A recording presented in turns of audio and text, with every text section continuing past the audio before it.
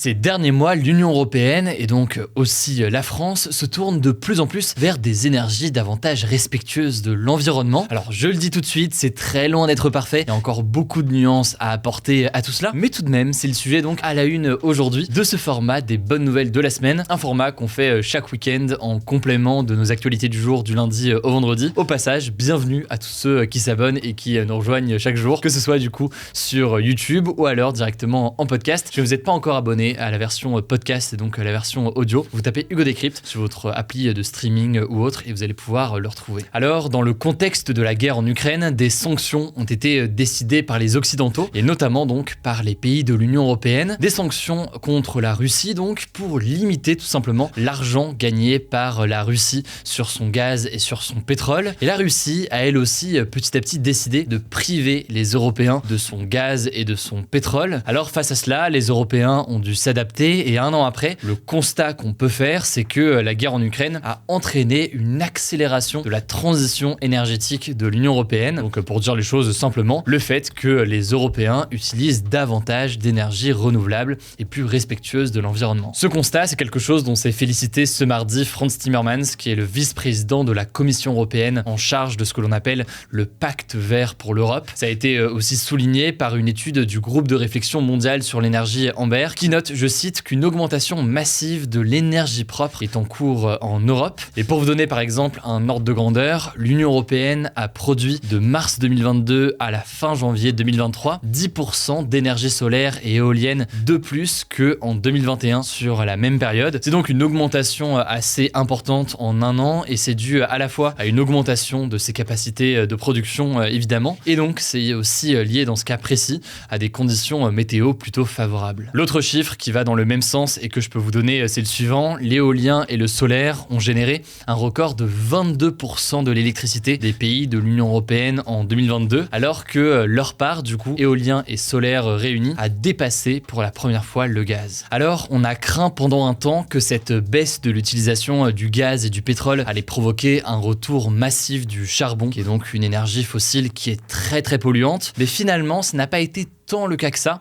puisque la part du charbon dans la production d'électricité européenne n'a pas augmenté significativement, elle est restée à 16%. L'idée étant donc évidemment de tout de même le faire baisser dans les années qui viennent. Il faut savoir qu'il y a aujourd'hui un certain nombre de pays qui utilisent encore beaucoup le charbon. C'est aussi le cas de certains pays comme l'Allemagne. Maintenant, évidemment, selon les scientifiques, ce pourcentage d'utilisation du charbon reste encore beaucoup trop important et l'idée donc c'est qu'il baisse dans les prochains mois et les prochaines années. Bon, maintenant une fois qu'on a dit tout ça, il faut quand même nuancer puisqu'il reste beaucoup de chemin à faire en matière de production d'énergie. Il faut voir aussi que dans le cadre de cette guerre en Ukraine, certes l'Union européenne a coupé certains liens avec la Russie sur des énergies fossiles, mais elle s'est aussi tournée vers d'autres puissances, notamment vers l'Azerbaïdjan pour le gaz, et donc de nouveaux accords ont été passés dans certains cas. Bref, je rentre pas dans les détails aujourd'hui sur tout ça, ni sur certaines limites qu'il peut y avoir à certaines énergies renouvelables, mais ça reste tout de même une bonne nouvelle. Je vous mets des liens en description si vous voulez en savoir plus, et je laisse la parole à Madeleine, qui est journaliste au sein de l'équipe,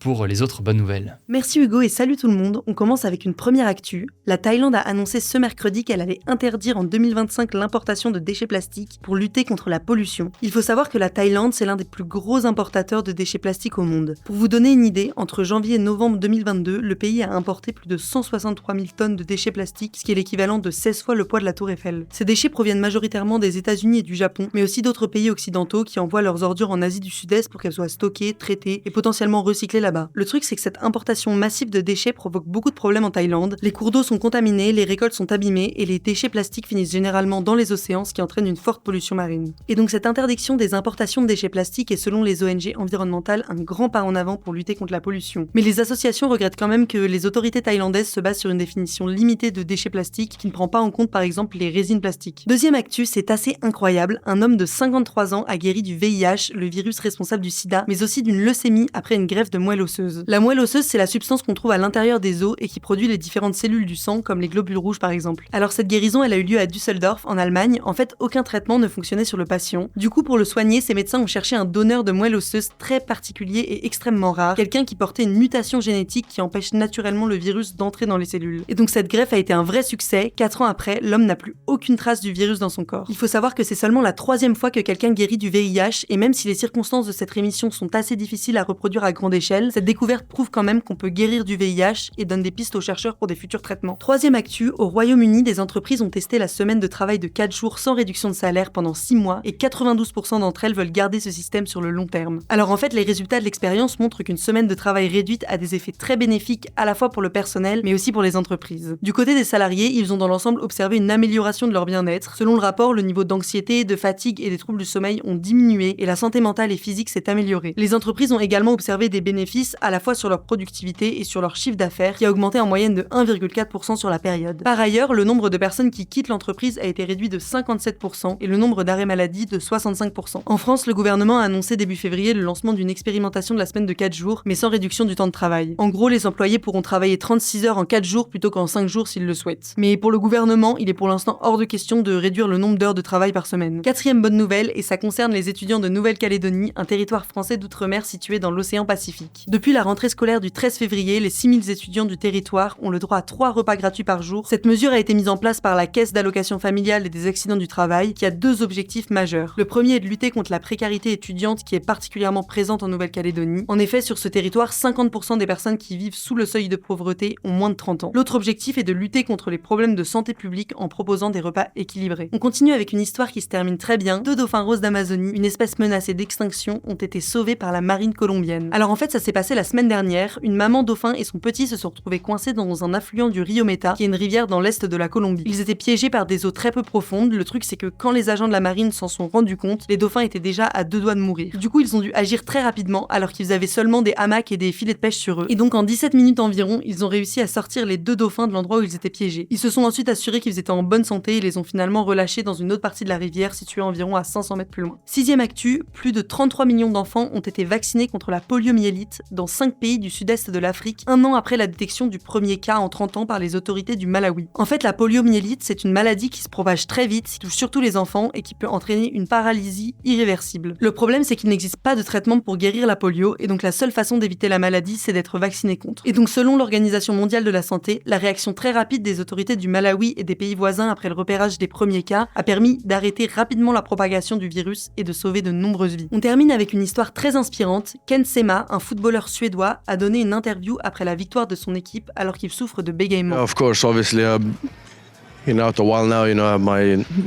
Le bégaiement, c'est un trouble de la parole qui empêche de s'exprimer en continu. Ça se caractérise entre autres par des répétitions involontaires de certaines parties de mots, par l'allongement de certains sons ou par des pauses et des blocages. Et donc le fait que Ken Sema donne une interview malgré son handicap, ça a énormément ému les internautes. Il a reçu une vague de soutien et de bienveillance sur les réseaux sociaux. Son acte permettra donc sans doute de donner confiance à d'autres personnes qui seraient atteintes du même trouble. Merci beaucoup Madeleine pour ces bonnes nouvelles et merci à vous du coup d'être resté jusqu'au bout pour découvrir les actualités du jour au quotidien. Ça se passe donc sur YouTube mais aussi en version podcast. Vous tapez sur Spotify, Deezer, Apple Podcast, bref n'importe quelle application. Vous tapez Hugo Décrypte. Vous allez facilement retrouver donc la version podcast des actus du jour et des bonnes nouvelles de la semaine aussi qu'on fait chaque week-end. Merci en tout cas pour tous vos messages et pour votre confiance notamment sur ce nouveau format. Prenez soin de vous, prenez soin de nos proches et puis je vous dis du coup à lundi pour une nouvelle vidéo.